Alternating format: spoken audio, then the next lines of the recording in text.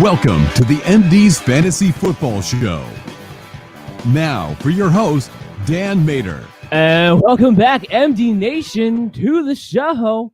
We got a great one for you guys here today. As always, I'm your host, Dan Mater, but we have on the line for you guys today, Mr. Robbie from the Rum Boys Net joining us. So happy to do it because we're going to be talking about the coaching changes, fantasy impact, part one. And because I knew we were going to talk about the Redskins today, I could think of nobody better to bring on than Robbie. But he's going to stay with us the whole show. Robbie, how are you doing today? I am doing well, man. Cheers to me. Cheers to you, to the whole MD's Fantasy Football crew. Dilly. I'm excited to be on. This is going to be an awesome episode. I did a special, the coaching carousel, on my sportscaster on YouTube about some of these coaching changes. So I'm already brushed up and familiar. So I'm excited, man. Yeah, perfect. And this is a perfect time to do that too, right now, because right now the draft is over. We got a little bit in between time before we'll see when camps pick up again, and we got some personnel things to go. But what you can talk about right now is what these coaches, what their style is going to be, what they're going to look to do, and you can kind of adjust some of your stats on what these players are going to be able to do within that philosophy. I think it's a big thing for fantasy football. I think it's something that doesn't get talked about a lot. So I'm glad to see that you did it last week, and we're going to be here doing it this week as well. For you guys who do not know, we got Robbie here on the MD Nation hotline. Now, there's several ways you can get on the MD Nation hotline. You can always call the phone number 609-362-2480. You can leave a voicemail with a comment, question, or fantasy rant, and you will get you on the show in the mailbag segment at the end of each episode as those come in. You can always contact us on Twitter at MDSFF Show or Facebook at MDFF Show, or you can email the show directly, mdsfantasyfootball@gmail.com. Robbie, where can people find you at? Oh, you guys can hit me up on all social media. I'm talking Facebook, Twitter, Instagram, Snapchat, TikTok, you name it. I'm accessible there at Rumboys, spelled with a Z, N-E-T. Check us out on rumboys.com. All of our articles are there. All of our live streams, uploads are there as well, and as well as our merch. So check me out everywhere. Sportscasters, YouTube, at Rumboys, spelled with a Z, N-E-T. All right. Now, before we get into the show, we always go through some off-season notes first. There's only one I wanted to really talk about today. We didn't get a chance to talk about because last time I was here was last week, right before it happened. But Andy Dalton going to the Dallas Cowboys, signing for that 1 year. I believe it's $7 million total if he winds up getting the incentives. Robbie, what is your take on the whole Andy Dalton situation going to the Cowboys? I'm sure as many people know, I think that this is going to hurt Dak in terms of his trade talks. We're right around the corner from July, about 2.5 months out from July. And I don't think that Dak is going to sign with Dallas long term. I think they brought in Andy Dalton for a reason, and that reason be it more than just be a backup. I think that they feel that there's some turmoil there. There's a falling out possibly waiting to happen between them and Dak. And they figure, hey, let's go ahead and get us a veteran guy who's probably going to fit our systems, who's going to fit our system a little bit better. It's a new coach there, Mike McCarthy. Usually what we see with new coaches is them wanting their guys and them wanting it their way. I don't know how much influence McCarthy is having over Jerry Jones with this, but I mean, it's not looking good in Dallas. I see a lot of locker room problems happening. I think this signing, it helps them from the backup quarterback's standpoint, releasing Cooper Rush, but it hurts them in terms of the interrelationship locker room format. Yeah, I completely agree with that. My initial instinct was 100%. They did this to get some leverage in the contract negotiations. A lot of people were like, oh, just having a good quality backup. I'm like, you don't sign a guy like Andy Dalton, who has had a pretty decent career. Yes, he could be better. Yes, there was people, who knock him all the time and make fun of him all the time and mock him all the time. And that's fine. But the fact is, this is a competent starting NFL quarterback who is kind of falling on some bad luck because, you have Cam, you have Jameis all having trouble to find quarterback positions right now because there seems to be more quarterbacks that teams want to go with heading into this season than we've ever had before for one reason or another, whether it's because they think they're actually the franchise guy or whether it's because they want to move on next year. I'm talking about the Jacksonville Jaguars. It's clear they want to stick with Minshew because they want to move on next year to something better, possibly Trevor Lawrence. But with Andy Dalton signing there now, it opens up the whole door for them to be like, hey, our offense could arguably not miss a beat if we do not sign Dak Prescott. So that was my initial instinct on it. Now, here's what I will say that becomes a little bit interesting and could throw a caveat into that. Dak will and is willing to play on his franchise tender. So they don't necessarily have to get the long-term done deal for him to make himself available in the locker room. I think a lot of people are just kind of assuming if they don't get a contract done that he will hold out, but that really hasn't been the case or the indication. So what do you think if Dak just plays on his franchise tender and all this hoopla goes out the window? I mean, I still think, okay, that we've never seen a quarterback, when we look through the NFL history books, we've never seen a quarterback play on that tender and then re-sign with that team that he played on that tender with. It's never happened. I am on the side of history repeats itself. I think that this is going to be a bold prediction, hot take. All right. I think that Dak is going to be looking at, you guys didn't want to pay me the first time around. Then you wanted to go ahead, franchise tag me for a year. I'm out of here. But guess what? You're still going to see me twice a year. Dwayne, you're not doing too well up there, up in Washington. There's rumors of possibly, not understanding the playbook and possibly, maybe him having some sort of dyslexia, this, that, and the third. Kyle Allen, I get that. Hey, you were a backup in that Ron Rivera system. Maybe you step up. Nah, I'm not feeling it. I don't think that he's an NFL startable week-to-week quarterback. So past there. I think that somehow, some way, Dak ends up in Washington, face Dallas twice. Ooh, Robbie's like, come to my team.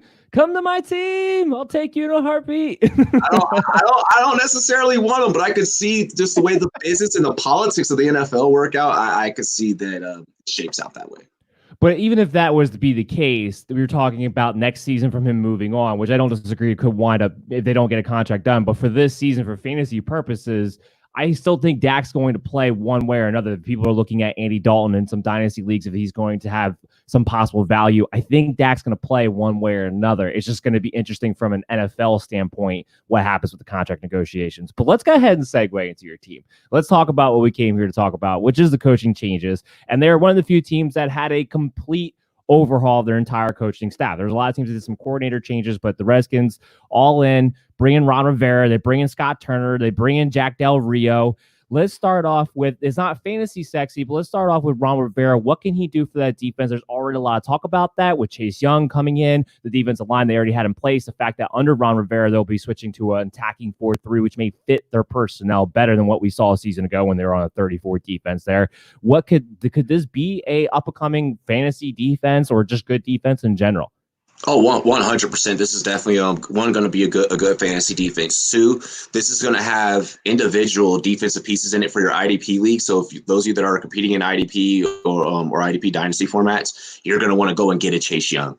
I actually found myself into a Masters Invitational fantasy football league where I'm looking at Chase Young as my defensive rookie. I think that this unit is definitely going to be significantly impressive. Del Rio, having head coach the Raiders, so he has some experience. He's also worked with the Denver Broncos, and that was an amazing Denver Broncos defense that they had a couple of years ago. I believe that defense was the defense that was in the Super Bowl against Cam Newton. He took that defense from practically dead last to I believe they ended up being second in the league that year. So I think that, yes, this defense is absolutely fantasy relevant. Despite my last take, during my bold prediction, knocking Dwayne Haskins, I think he takes the next step offensively. I don't have a significantly proving record, maybe a 6-win team as a whole, just because there's so much new happening in the organization. And also Rivera's coming in to also establish culture and bring back that old school 90s Hogs culture.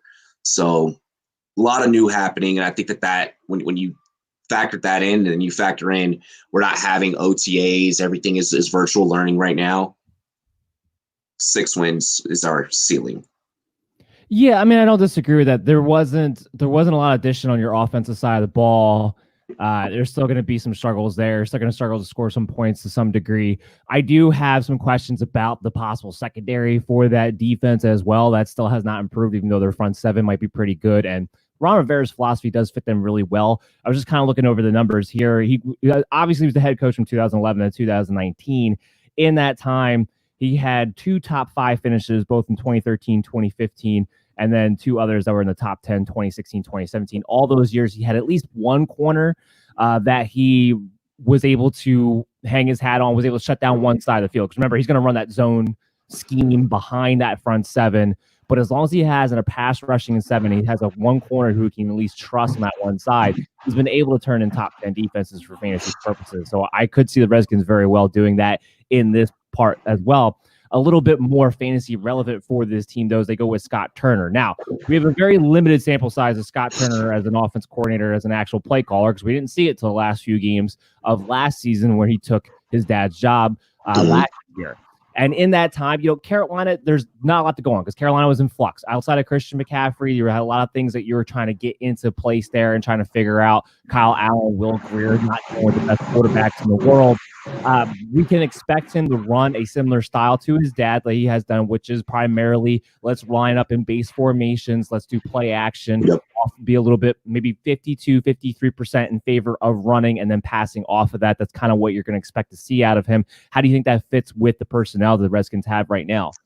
I love that you had mentioned the Christian McCaffrey name in your take, because we drafted a kid by the name of Antonio Gibson that I think and Coach Rivera feels that he mirrors a CMC-like skill set.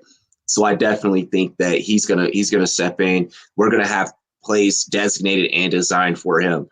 Our running back room is convoluted, and I think that he's gonna be a piece that's gonna move a lot of guys out of the way, out of the picture. So that's one thing that we have to clean up. You're right. We haven't seen a huge sample size of Scott Turner's play calling. He is the son of NFL great Norv. Whenever you're coming from a great NFL mind like that, I remember watching Norv call X's and O's growing up as a kid for the Chargers back when they were the San Diego Chargers. I was always astonished at the way that he utilized Phillip Rivers, Antonio Gates, and LaDainian Tomlinson, together. So I'm excited to see, how Little Turner, with the addition of a Thaddeus Smallset tight end, Dwayne Haskins, who's still young at QB, and can also make some plays on his legs if need be as well. Not the most mobile QB, but he can make some plays on his leg. And then also having Antonio Gibson back there in the backfield. I want to see how that selection, those packages look for those guys, because I think that those are going to be the kind of the solid pieces of our offense to help us move forward. Moss being an undrafted rookie free agent, and then Gibson we got in the draft. We got Antonio Gandy Golden in the draft, who's a mastermind with his one-handed catches. So I think we have some pieces that we can put together. The biggest problem is making sure that offense can score more than 17 points a game. And getting over that 17 point per game mark, that's going to be the make or break. There's a few things I want to get into and what you're talking about there. Now, first of all, the first thing I want to get into is Antonio Gibson. Yeah, I mean, everyone heard him compare him to Christian McCaffrey. Here's what I'll say on tape for him. He's only like Christian McCaffrey in the sense that, okay, yes, he can catch the ball well enough to play both running back and wide receiver, but the guy does not break tackles. The guy does not have the vision that Christian McCaffrey has. So I just kind of, because some Redskins are super excited, like, oh, maybe we have the next Christian McCaffrey on our hands. I'm like, a lot of coaches were like, yeah, similar skill set. Sure, it's not the similar thing on the field. So with that, it sounded like to me that you're thinking that they might have certain packages in place for him. You're not really expecting him to get a ton of playing time. Yeah, because I mean, you still got old man AP back there. Guys, are they gonna try and work him as much as they can, then trade him in the middle of the season? Because like I said, they gotta move some running back pieces. Got J.D. McKissick from Detroit, Peyton Barber from Tampa. So I mean, I think Antonio Gibson mainly gets used in like gadget plays type of scenarios. Yeah, and that brings me to my second point on that, which is talking about Norv Turner utilizing LaDainian Tomlinson and Thomas Jones and being able to utilize a couple of guys. But right now, the Washington backfield has like 5-6 guys deep. Somebody has to go. Somebody has to get cut. It's not going to be Peyton Barber because they paid him too much money to bring him in the first place. Obviously, Antonio Gibson is the new guy they drafted. So you're talking about is AP cut? Hard to imagine because he's kind of been the heart and soul of that team for the past couple of years. They would just move on from him like that. And then on top of that, you had a guy, Bryce Love, that you drafted last year, knowing that you were going to have to redshirt him. Now, that wasn't the same regime, yes, but arguably speaking, has a similar skill set to Antonio Gibson, like Antonio Gibson has a similar skill set to Christian McCaffrey. So who's going to bite the dust here?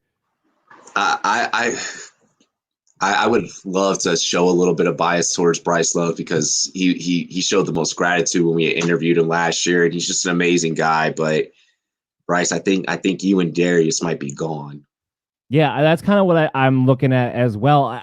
My initial instinct was maybe AP is just gone and maybe they move on because his contract wouldn't hinder them in any way. But I'm like, it's really, really hard to imagine what he's been able to bring to the locker room that they would just move on. And being that we're not talking about AP like we're talking about Frank Gore, right? Like they've been bringing in Frank Gore to be a locker room guy, but he can't do anything on the field anymore. AP's been productive. So that's where I struggle with that whole thing. So I'm with you. Maybe it's just, okay, we have Antonio Gibson. Maybe it's JD, maybe it's Bryce, maybe it's Darius. We just all move on from you guys, and then we go in with Peyton, AP, and Gibson, and we kind of work off of that. That's maybe what I'm envisioning there, but something's got to give. And until something gives, I don't know that I'm going to be directing anybody towards the Washington backfield at all until we get a little bit of clarity, hopefully in August, if we get back into the trading camp side. We don't have to talk about too much about Jack Del Rio because he kind of falls in line with what Ron Rivera brings to the table. But the one thing I do want to mention here is that while he's not a great head coach and while I don't think he's a great defensive coordinator from a schematic situation, I do think the guy knows how to teach fundamentals, especially across the defensive line, which is where their strength is now going to be at. So just kind of give me some thoughts on what you think Jack Del Rio's emphasis and what his ability for this defense is going to be. It's going to be that front seven, like you mentioned. It's going to be bring the pain every single down, bring the house, bring the blitz every single down.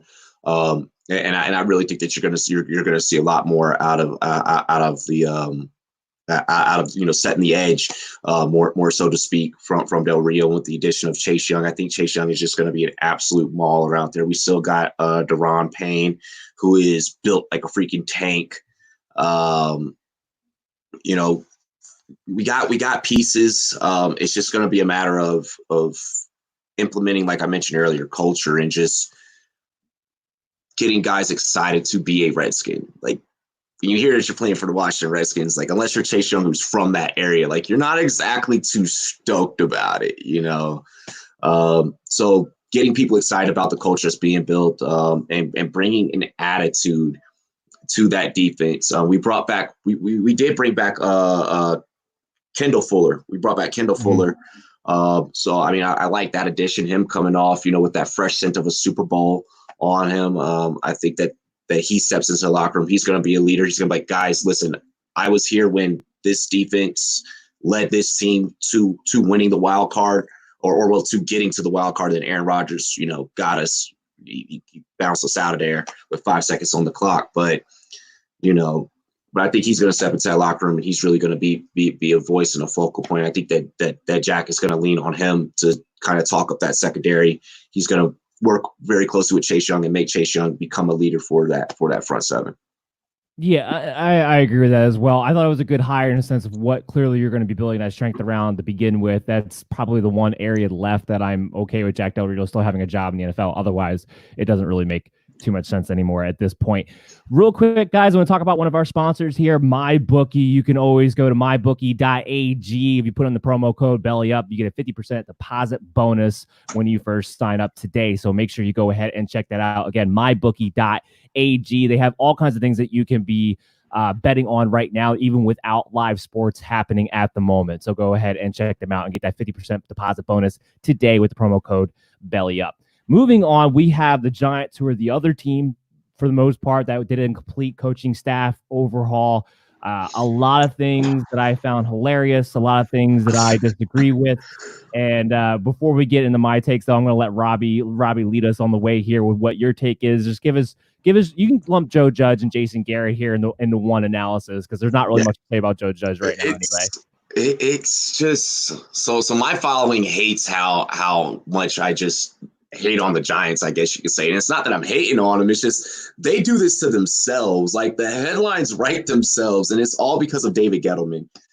You're right. We can lump Joe Judge being a special teams coach and Jason Garrett, who we already know what they're going to do. Just Saquon here, like they're just going to run the ball.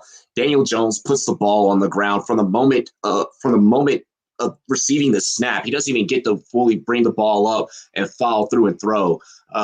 Just seems – I don't think they made much improvements personally. I think the head coaching hire was a carnival. It was like a carnival. I don't know, did Gettleman blow up a bunch of balloons and pin him to a board and just throw darts at his coaching candidates? Because I felt like that's what would have happened. I was underneath the assumption that they would have went with a Matt Rule. They didn't. Went completely left field. I don't like it for this team. How is a special teams coordinator? I get that he comes from a Bill Belichick coaching tree. How does a special teams coordinator play head coach? When's the last time that we saw a Belichick coach be super, super successful? Yeah, well, the Belichick coach, yes. The special teams coach, actually, that's not unheard of. John Harbaugh, the Baltimore Ravens, was special teams coach. Jim Fossil with Giants and the Ravens, he was also a special teams coach when he first took over a head coaching position as well. So that part's not necessarily unheard of. It was just rare. It's rare. Yeah, I'm not saying this is a common thing that happens here, but it's not necessarily unheard of for them to have success. Bill Belichick technically was also a special teams coach, even though he had a background in defense already. Yeah. But yeah, it was surprising because this wasn't somebody that anybody had talked about whatsoever. So it was more that shocking point. It's the point of that out, and we don't know yet about Brian Flores, but he's the only coach we've seen really come from the Belichick tree that has any promise. I mean, technically, I guess you can make the argument that Bill O'Brien's been to the playoffs a few times, but I think every step of the way we've all kind of shook in our head at what Bill O'Brien decides to do, and it's more about talent than what he's been able to bring to the table, especially the GM this offseason. But yeah, with him, you don't know what kind of fantasy purposes you're going to get out of Joe Judge. It's going to be more of, are you going to be aggressive? Are you going to want to take those chances in certain situations, kind of like Belichick has done? Are you going to have that? Or are you just there pretty much to be a figurehead to try to bring the Patriot culture into the New York Giants? And is that all you're really there for? And for me, that question was confirmed when they decided to hire Jason Garrett, which made absolute sense. Now, for the record, I do think the Giants wanted Matt Rule. And I think Matt Rule decided, I don't want to play for David Gettleman because you're going to be gone after this year. And I'm not trying to do this whole cycle thing all over again if I'm going to be breaking into the NFL. So him going to Carolina, I thought was the smartest thing from him. So I think that's kind of what happened there. With them bringing in Jason Garrett, look, I went back. I was like, fine, let's throw out the last whatever decade that he was the head coach. Let's just throw it away. Let's go back to when he was an offensive coordinator, 2007 to 2010. Technically, there was success there. He was third in total yards in 2007, 13th in 2008, second in 2009, and then seventh in 2010. So they were able to get yards. I want to remind people that they had a pretty good offense at that time. Des Bryant, Jason Witten was in his prime. Tony Romo was in his prime before his back injuries were kicking in and all that stuff. So they had a pretty good offense at that time as well. And I also want to add in the fact that he was just coming fresh off of his teaching from Sean Payton, all those teachings of which he seemingly has forgotten over the last 10 years. He's been a head coach. So there's a mixture of things in there to kind of unpack. But that was the argument I kept hearing. We're like, well, go back to when Jason Garrett was an offensive coordinator who was successful. I'm like, okay, fine. Let's just go with your argument there. It still doesn't really add up, but fine. When you're looking at the way the Giants are set up and you're looking at the way Mr. Princeton was probably going to want to run his offense, he's a conservative guy by nature. So the biggest problem I have with the Giants right now is that outside of Darius Slayton, you have a lot of conservative players who don't really stretch the field. And Daniel Jones, who I know a lot of people were real excited to buy, was I surprised how well he performed his rookie season? To some degree, yes. But did he have this rookie season where all of a sudden I'm just like, oh yeah, let's throw Daniel Jones out there. Let's not forget, Baker Mayfield set the record for rookie touchdowns. What did he look like the second year? What are our questions in the third year? Daniel Jones doesn't have a skill set where I'm just like, yeah, I put those questions to bed, or I'm totally confident in you moving into the second season. No. And if Jason Garrett does what I think he wants to do, it's going to be, Jones, you're primarily a play action quarterback and use you as game manager. And then all of his development goes out the window. So yeah, Saquon, fine. Saquon will be involved in any kind of way. If there's one thing I can trust Jason Garrett to do is use a superstar running back. Great. Outside of that, maybe Evan Ingram, because he does have the habit of using Jason Witten. He does have the habit of getting the featured tight end in there. So maybe Evan Ingram, at least in the red zone especially, will be able to get utilized if he's able to stay healthy. but I don't know how much I'm trusting any of the other wide receivers. Go ahead. What did you want to say to that? That's exactly what I was going to say. You just wrapped out that Ingram take perfectly. If he can stay healthy, I think that Kadem Smith is going to be the guy that you guys are going to want to be going after more so. I just think that Ingram is injury prone for real. I don't have much faith in Ingram. I mean, but yeah, you're right. They're going to utilize the hell out of Barkley. Daniel Jones definitely going to be made a game manager. New York, why aren't you calling Cam Newton? Well, yeah. Look, I mean, did you have the report there with David Gettleman, right? But at the same time, Gettleman knows his job is contingent on Daniel Jones improving. If Daniel Jones doesn't improve and take the next step up, then he will. I already think he's going to be fired at the end of the season, but he will definitely 100% be fired if Daniel Jones isn't able to play in the 16 games. So that's why you don't call Cam Newton there. And you can't bring. Look, I know Cam has backed off what he said, and he's saying now he'll take a backup job somewhere. But if you're any team who has a young quarterback in development, you can't bring Cam in. That's the problem. That Jameis had to go. Say that with Jameis. Jameis had to go to New Orleans where you had Drew Brees. There's no question. The only place that I think Cam can go is Tampa Bay. That's the only place I think he can go. That's the only one that makes any sense to me because there's no question who the starting quarterback is there. You can sit behind. You can go in a good system that will be for you. Maybe heal up for a year. Maybe that'll be the best thing for you. That's the only place. You can't go somewhere where someone's trying to develop a young quarterback because you're just going to breathe down their neck the whole time. I like that. And I love that view. I love that view. I love that. That is great, man. I have no words for that one. Oh, I appreciate that. But that's the way I kind of had to look at it. So, look, getting back to Giants real quick, just from a fantasy perspective, because you're talking about Sterling Shepard, you're talking about Golden Tate, and I think you're talking about wide receiver 4s, wide receiver 5s at best in fantasy football. Darius Slayton's the only one that I think has potential to be a wide receiver 3, but even in his situation, it's going to be less about where he finishes at the end of the year. Because at the end of the year, I don't know if he finishes in wide receiver 3 territory. It's going to be about, can you utilize him for DFS or from a certain week where he has a good matchup where he's going to be able to win you the week because of his big playability. But I don't know how high up the chain he's really going to be to finish at the end of the year either. He's going to be one of those type of players, I think, under this system especially. Remember, Jason Garrett, when he was offensive coordinator, his best times when he had Dez Bryant, who was a true typical perimeter type of wide receiver to be able to utilize. Giants do not have a prototypical perimeter receiver of that kind of build on their roster anywhere. And that's where I think it's going to get a little bit interesting, especially if he's going to be conservative like we think he will be. I want to move on here to the Minnesota Vikings. I want to move on to Gary Kubiak. There's not a ton to take out of this because not a lot is going to change. But what do you think Kubiak taking over? What is there anything you think there can change, or do you just think that their offense is going to take off of what they have? I think their offense is going to take off what they have. I mean, a lot of people, a lot of Vikings fans were like, "Oh no, we just lost Stephon Diggs." Vikings fans that are listening to today's show, don't worry, I'm going to ease you. Okay, you have 1, a sleeper in Bissy Johnson who was emerging last year. 2, Justin Jefferson. Justin freaking Jefferson. Come on, guys. We saw what he did all last year at LSU. And then we also saw what I think is a big, important piece of film that you look at that you can really grade this kid on is the national championship. The fact that he played in that big game and he performed at such a high level, what was it, 4 TDs? Yeah. Something like that? Yeah. The fact that he had performed at a high level in a big game like that, for 16 games during the NFL season, and whenever the Vikings make it to the playoffs, the stage is never going to be too big for him. He is already now groomed because of the atmosphere of where he came from at LSU, ready for the NFL. You definitely got to draft you some Justin Jefferson. And I think because he's a rookie, he can maybe fall to you, and you can wait. And there's so much value at receiver this year in drafts, whether it's dynasty or redraft. You can wait for Justin Jefferson to fall to you.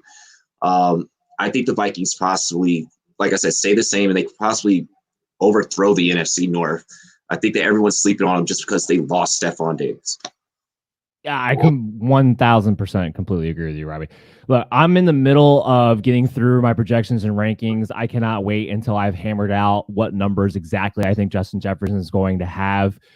I am a bigger fan of Jerry Jeudy. I'm a bigger fan of CeeDee Lamb. But when it comes to a fantasy production standpoint, I don't think there's going to be a rookie who's going to be in a better situation to provide you with fantasy production than Justin Jefferson this season. I don't want to get off on a rant, but what I do want to say is real quick, the Philadelphia Eagles are stupid. And I don't want to go off on too much of a rant. So I'm just going to leave that comment there. But yes, Justin Jefferson coming in. First of all, he wowed everybody. The fact that he was faster than anybody thought he was. Running a 4.41, I believe it was the 4.43, one of those two at the 40 at the scouting combine. We already knew this was a guy who could play inside and outside. And all I heard after the draft, and this is from lesser, maybe intelligent fans that we hear this from, but who's going to play the slot? It's going to be both. Gary Kubiak is going to rotate both of them. That's the whole point. You have Adam Thielen, Justin Jefferson, both by BTW, can block a little bit on the outside when one of them lines up on the outside, which is important for the outside zone scheme of Gary Kubiak when he wants to run the football. And you can rotate them based on mismatches. If anything, Justin Jefferson fits more what Gary Kubiak wants to do than Stephon Diggs did anyway. So it doesn't make any sense to me that there's even a question mark, a concern in any kind of way about who's going to be playing the slot. It's going to be interchangeable. That's the whole point. They fit perfectly. They're going to be playing a lot of 12 personnel. Irv Smith, Kyle Rudolph are going to be on the field at the same time with those guys. And it's going to be a lot of two receivers lined up to one side. So one can play the outside, one can play the inside while they have the 12 tight end set up. That's what they're going to be doing. Dalvin Cook, obviously, other than injury, which I still do have a concern of, and I'm not really sure why people are. I've talked about this in a couple times in some of my shows. There seems to be this narrative out there that because he didn't have a soft tissue injury, that a lot of people are not concerned because they keep putting him in the top 5. And I don't necessarily argue with him being in the top 5 or fantasy concerned, but no one seems to want to mention the fact that I'm still very, very concerned that he could wind up with a hamstring issue just because we're 1 year removed from that happening. He still didn't make it through a whole 16-game season. So I don't know why that's changed. I love Dalvin. The injury thing, taking him in the top 5 scares me. I can't argue at that point, but as long as he's on the field, the point is he's going to be great for Kubiak. They don't miss a beat with their passing attack. And in fact, if anything, I can see Kirk Cousins taking a step up in that system this year.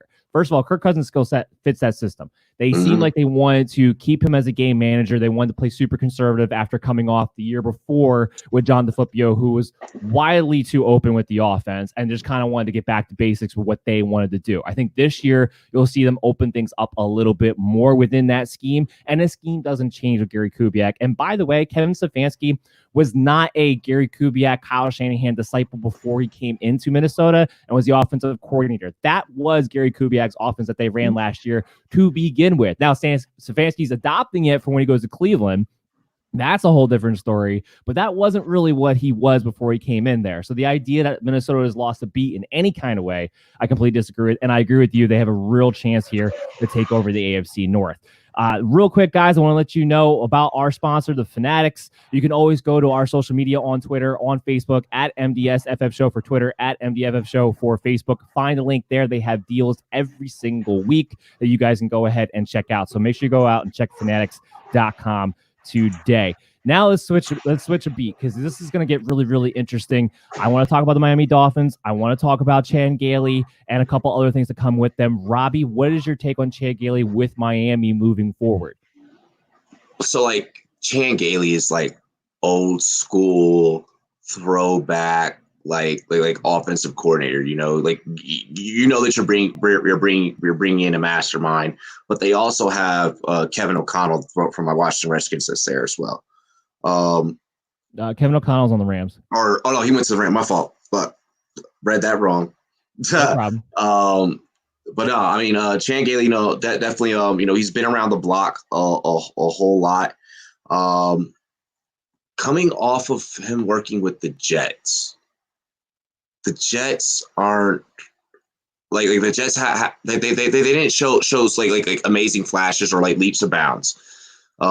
Are they going to be able to do that?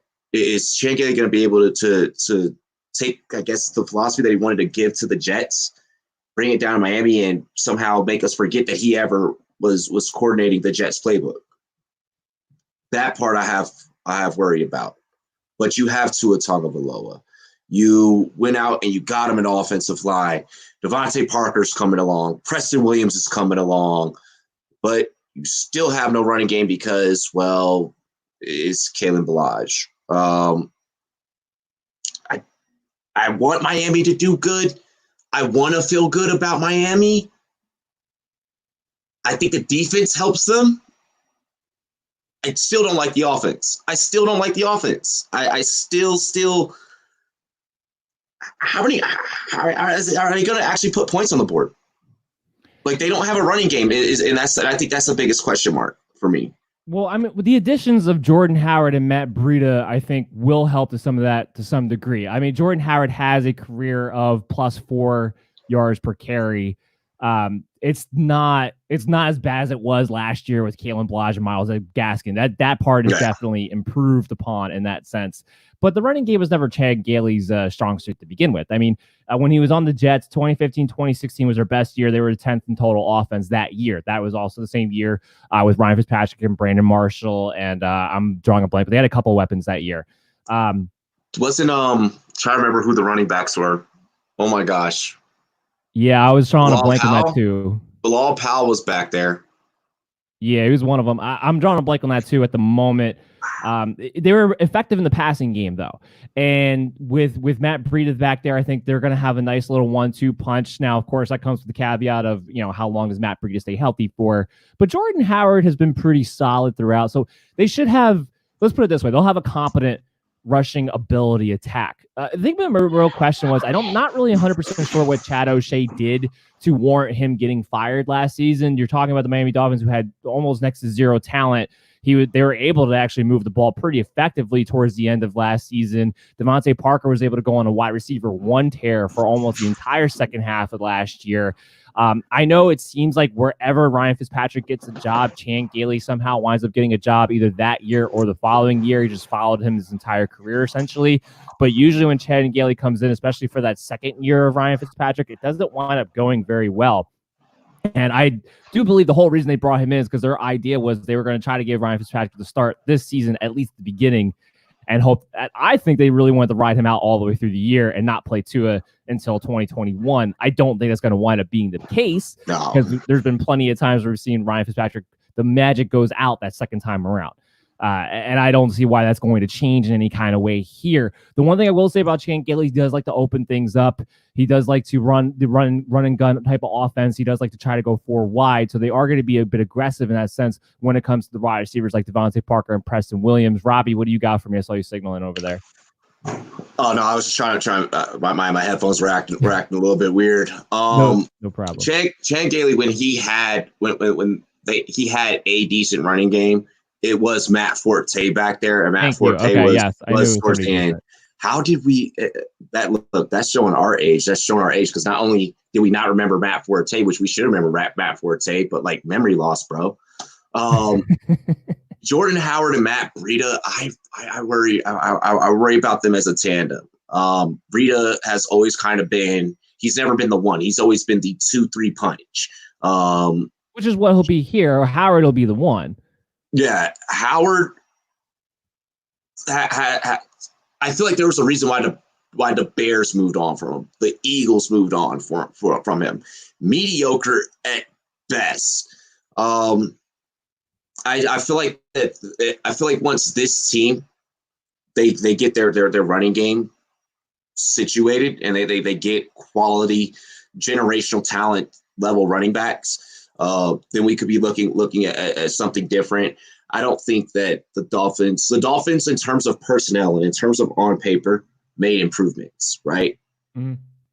I don't think that the talent added will reflect in the record shown at the end of the season.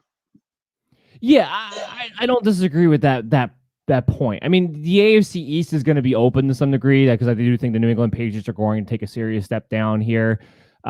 So I do think they have a chance to, be an 8-8, 9-7, frankly, be a Miami Dolphins team.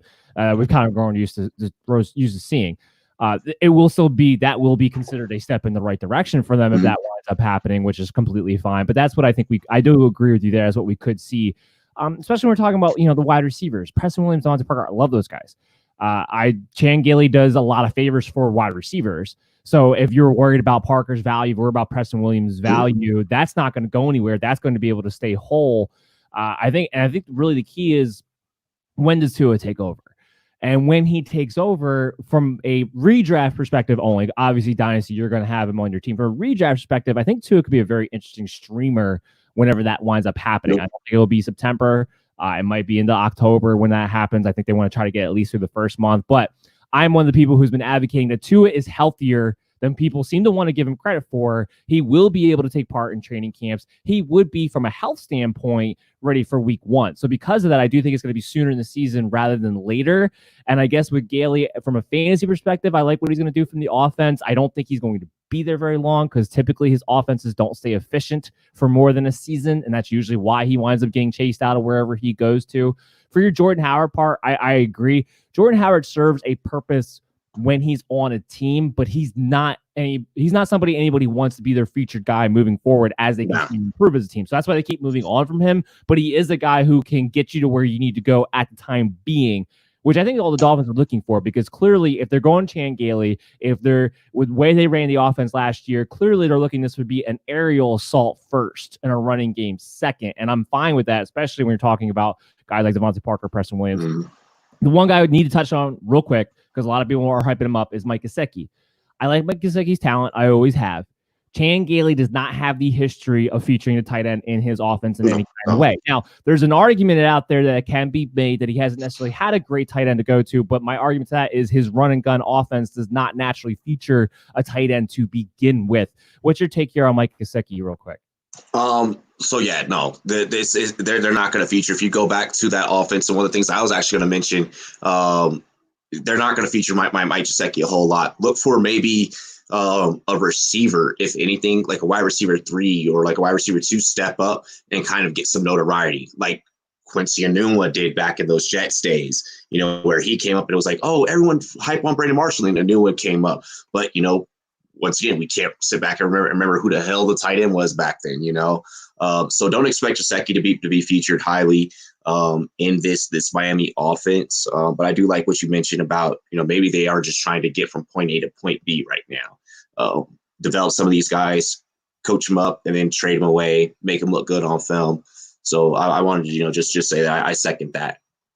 Yeah, it just seems to be the way it's going. I know a lot of people are really excited about him, especially in dynasty leagues. They want to make him a top 10 tight end this year. And I have some serious question marks about that. I understand he finished top 12 last year, but let's also keep in mind he finished top 12 having like 3 good games, 4, you could argue, decent games. And that's kind of how he made the top 12 of the tight end. It wasn't something that was a week-to-week consistency that you could really count on any kind of way. So let's not get carried away with that. The last team that we want to talk about here on today's show, because remember, this is a 2-parter, so I'm going to be back next week when we talk about the Cowboys, the Broncos, the Browns, and Panthers, and get into those teams next week. The last thing I want to talk about this week, though, is the Rams. And they bring in 2 coordinators. They bring in Kevin O'Connell to be their offensive coordinator. They bring in defensive coordinator, first-time defensive coordinator. He's going to be Brandon Staley, who was the linebackers coach. Obviously, fantasy show. Let's start off with Kevin O'Connell, coming from the Washington Redskins last year. What do you think Kevin O'Connell brings to the table? Do you think he's really going to be able to make any changes to this Rams offense, or is McVay just going to keep taking over? So I think that McVay knows the game so well that one, he can take over at any point. And I think that if he does, I don't think that it's going to be a bad thing for the Rams offense. So, I mean, that being step one. Step two, I think Kevin O'Connell's hire speaks more along the lines of, oh my gosh, you sat down, you had a cup of coffee with McVay, you're hired now. Don't get me wrong though. I mean, O'Connell, he showed some flashes in DC. I don't think that he got any type of real credit in DC because, and this is just my take, other Redskins fans out there can hate me for it, but I felt like the way that the organization was being ran for us was Jay Gruden was that kid in the class project that doesn't really do any of the work, but just sits back and takes the credit for it. You know what I mean? So Freddie Kitchens, like, yes. Exactly. Yeah. So, I mean, hopefully this is O'Connell's opportunity. What this hopefully means more for O'Connell is that he gets an opportunity to sit in the driver's seat and actually, and showcase, and he actually receives the credit for the product that's taking place on the field. I think the Rams, they've kind of give and took a couple of pieces, both offensively and defensively. So I don't think they're going to exactly be the same team. O'Connell's not going to have like a Todd Gurley to work back there with. We all know that I'm not super hyped about Darrell Henderson. I just think that the guy needs to be a little bit more enthused about life in general, to be honest. If you're not enthused about life, how are you going to be enthused about putting your shoulder through somebody's face? So I mean, I'm not too hype on the Rams running game. O'Connell would utilize AP a lot to kind of be that hammer. He's not going to have a hammer really. Do the Rams maybe lose 2 or 3 extra games this year? Possibly. I just feel like that the luster of their Super Bowl appearance is just starting to like wear off over the years, and they're starting to kind of just go down. Yeah, I don't disagree with that. Look, first of all, it's a jam-packed NFC West. That's number one. So you're already going to have the trouble of the fact that you probably play in the best division in football to begin with. This isn't a bad team we're talking about. As far as what schematically is going to break down, when they talked about this, Sean McVay said he would consider maybe handing over play calling. I took that as I don't really want to, and therefore I'm not going to kind of deal. I do agree with you. Kevin O'Connell showed me a lot last year. I thought I completely 100% contribute the improvement that Dwayne Haskins was able to make over the season to Kevin O'Connell and what he was trying to do with that offense was very, very limited weapons. Let's not forget Terry McLaurin made a name for himself, but Terry McLaurin was still only a rookie. And that was the only weapon that they really had on a consistent basis. So he was actually... Let's also keep this in mind. As much as Ron Rivera already had the rapport with Scott Turner, it was down to the wire where they were considering keeping Kevin O'Connell on the staff. It wasn't until much later on in the process they decided they would ultimately go with Scott Turner. But that's how much Kevin O'Connell, I think, did in a way make a reputation for himself, because even Ron Rivera was really seriously considering keeping him there before bringing his guy in. So it's going to be a question of, okay, yes, obviously from a career standpoint for just O'Connell in and of himself, this is obviously, I want to become a head coaching job, because to me, Matt LaFleur being under Sean McVay is the only reason he has a head coaching job today. So I think Kevin O'Connell's looking at that. From what he's going to do from the offense, it's hard to tell, because I don't know how much McVay's going to give way to what Kevin O'Connell wants to implement or put in. And to me, the moves the Rams have made, including in the draft, makes it very, very clear that we're going to see something very similar to what we saw towards the end of last year. We're going to see more 12 personnel. We're going to see them be utilized as more of an intermediate type offense. They're not going to take deep shots. And if you think that they are, all you have to look at is the fact that they got rid of Brandon Cooks. The guy they drafted in Van Jefferson to replace him is more of a Cooper Kupp type, and therefore they don't have any deep field threats as a result of that. So clearly that's not going to be part of the game strategy. Making sure that one level of the field, that one side of the field is taking the safety out of the box is no longer going to be a priority. I kind of wonder if Sean McVay is adapting a Kyle Shanahan type of offense. I think that's what his goal is right now. And that's what he's looking to do. I see. What do you want to say? What's so unique about that is I always, many of us, we always say that this is a copycat league. And McVay is one of the fastest learners and one of the most memorable minds when we talk about studying X's and O's on that big board. I love that you just mentioned that tape, because he has probably sat back and studied that Kyle Shanahan offense year after year. Big point deficit in big game after big point deficit in big game for Shanahan with his Falcons, then the 49ers. But I mean, I think you're right. I think he is trying to move into that Shanahan-esque style of offense. Right. I'm interested to see how that works out for them. Running. It makes a lot of sense to me, because his style of offense was already pretty similar. He was more focused on the passing aspect of it, but he already believed in the outside zone running scheme. That's what they were successful with Todd Gurley. They already believed in the concept of the levels concept, which also comes from the Mike Shanahan, the godfather of this whole thing. Comes from that system to begin with. So it's already pretty similar. He just had a more pass-focused take on it than he did a run-focused take. I think that's going to shift this year. Now, coming to that with fantasy purposes and talking about the running back situation, the running backs are too crowded, too concerning to me to really pinpoint any which one. You talked about the hammer. I think Malcolm Brown can be the hammer. I think Malcolm Brown is going to be the starter for at least the first few weeks, and he's going to have the goal line work. He's going to have the short yardage work. I don't know when Cam Akers exactly gets worked in. I love Cam Akers' talent. Don't get me wrong. I think he fits what they want to do perfectly as well. I don't know this season, his rookie year, how much he's really going to play, because he is probably one of the worst blocking running backs coming out of the draft. And it's really, really hard for rookies who have that issue to get consistent playing time throughout the year. On top of the fact, we mentioned Malcolm Brown's a younger guy, Darrell Henderson's a younger guy, both of them better pass protectors, both of them have a decent skill set within this system as well. When you mix all that in, you get a mess. Kind of the 49ers backfield is a mess. It could just be a hot hand approach. There's a lot of different ways that this could go. I don't know what running back I'm going to want to. You're going to want to have a Rams running back because someone's going to be productive, but which one is it going to be? I can't really pinpoint this moment. If you put a gun to my head, I have to say Malcolm Brown for running. Maybe Darrell Henderson's going to be a little bit more involved in the passing game. We'll see if and when Cam Akers gets his shot. He may need to be nothing more than a streaming or a stash type of draft in redraft leagues for this season. I love his output. If you're looking at for Cam Akers in a dynasty purpose, and you're looking at what the leaves are trying to tell you that it looks like the Rams are looking to try to do moving forward as far as what their scheme's going to be, I love Cam Akers down the road. I think he has as big of a ceiling as the J.K. Dobbins or Jonathan Taylor or DeAndre Swift or whoever you want to throw out there. But for this season, I think it might be more Malcolm Brown, might be more Darrell Henderson. It's going to be an effective group overall. I hate this for Jared Goff, though. I do. I really hate this for Jared Goff because what's going to happen at best, Jared Goff has a high ceiling this season because with you taking away the deep ball, you're taking away those explosive plays, you're taking away those big games. If it's all going to be we're play action 15 yards based on a basis or short yardage bootlegs, from an NFL standpoint, I think Jared Goff actually has the chance to look like the best quarterback version of himself from an NFL standpoint. But from a fantasy standpoint, I don't know how much upside he has. And let me just I want to put this out there, for everyone that's listening to us on like the reality NFL side and then also the fantasy football side. McVay is doing this so that he can have Goff for significantly longer.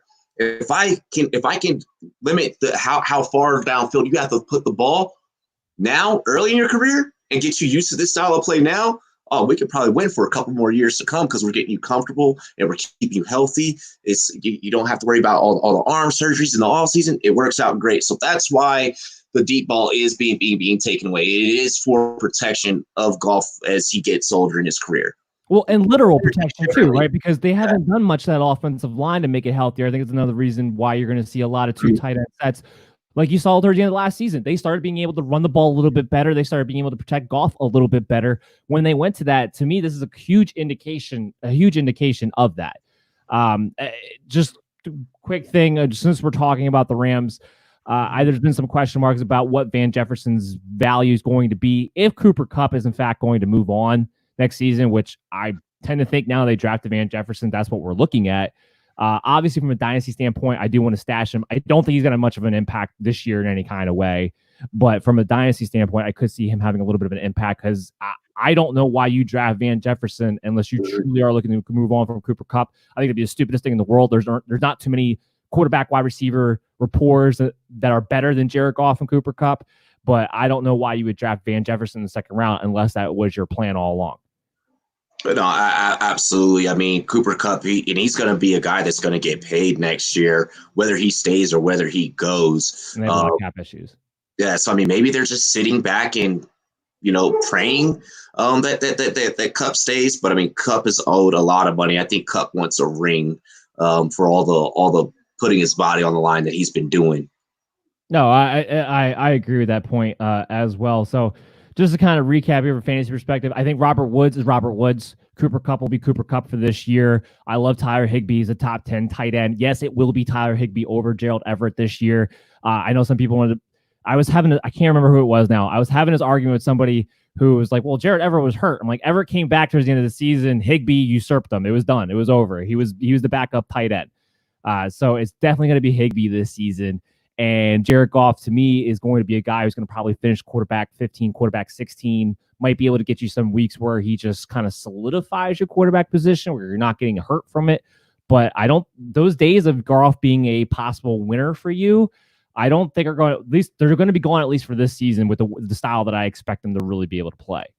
Facts.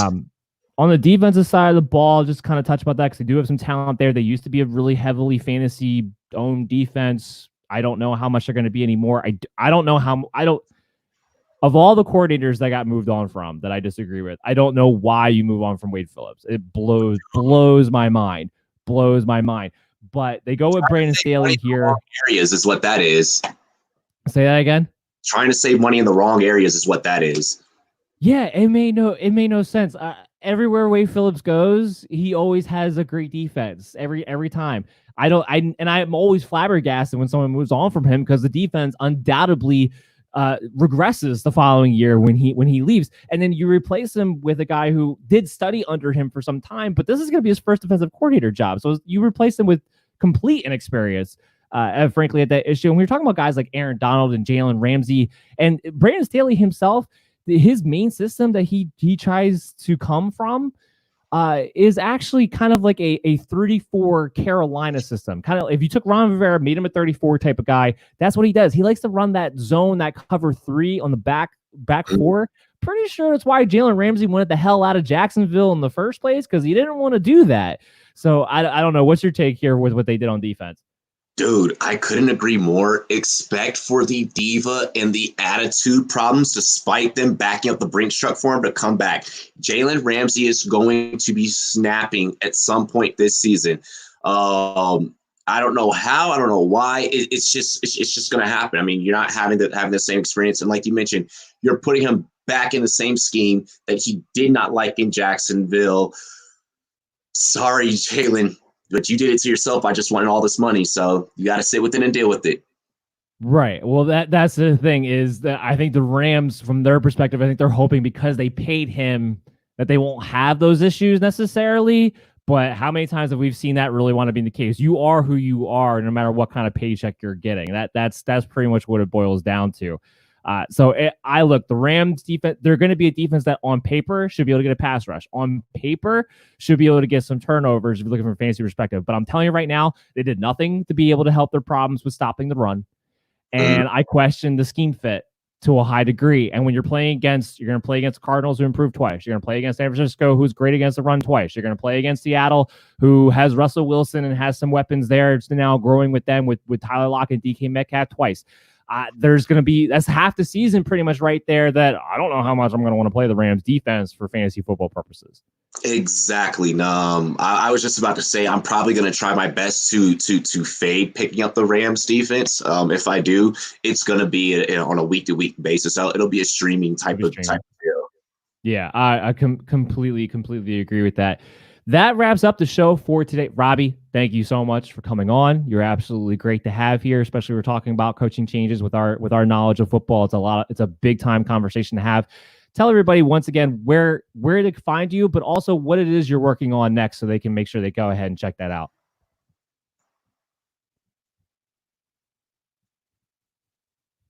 So you guys are going to be checking out this episode today, 5/8. Catch me tonight, 9 p.m. Eastern on my YouTube and Sportscaster, Rumboys Fantasy Network. Just type it into the search bar. Wow. But yeah, we'll be having our panel debate, Rumboys After Dark, every Friday night. Catch us on rumboys.com. You can find me at Rumboys, spelled with a Z, N-E-T, just the way it says. Let's say it there. But yeah, and I appreciate being on the MB's Fantasy Football Show. Dan, it's always a pleasure being on your show. We shouldn't make these things yearly. We should do this a little bit more often, bro. No, I agree. We're gonna get on each other's show a little bit more often, I think, this season.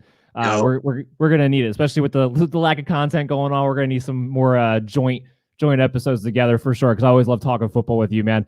We're gonna be back next week. It'll be the coaching changes, fantasy impact part 2. We'll go over some of those other teams that we were talking about that had some pretty impactful changes, some really exciting stuff next week. I don't know who we're going to get on the show for that. We'll see how it goes this following week. Everything's always up in the air. But you make sure you follow us on Twitter at MDSFF Show. You can always get those news update notifications. We are on top of that 24/7 all the time for you guys. And you can always check us out on Facebook at MDFF Show. Make sure you subscribe on YouTube and check us out on Sportscaster at MDFF Bellyup US. And we're going to see you guys all next week. Everybody take care, stay safe, and be healthy.